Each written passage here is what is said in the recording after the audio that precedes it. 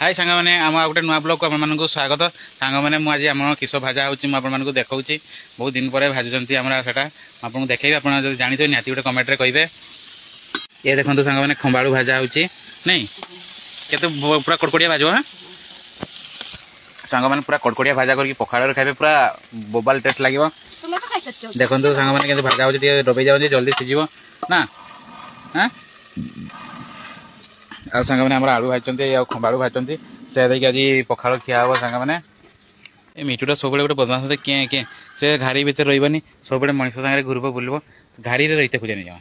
मैंने देखो हल्का भाव में लंका गुंड पकई दौरान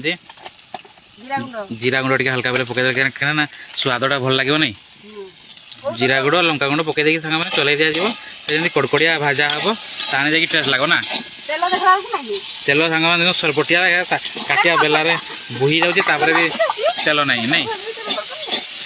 ना तेल नहीं जिते तेल देने सांग मैंने तेल नहीं आ सांग मैंने भल लगे गोटे सब्सक्राइब करेंगे देखो बोतल तेल सारिदेनि आम आ सांग मैंने आम खासीटा बिक्री अच्छी किए ने कहतु 10,000 टଙ୍କା रखाई एमआरपी ये देखो पूरा काटा काटा खासीटा आम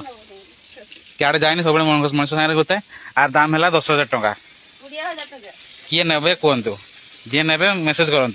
नहीं सांग मैंने देखु आमर खंबाड़ू भाजा हो गला नहीं भाजा हो गला टेस्ट केमती खाई देखो टेस्ट केमती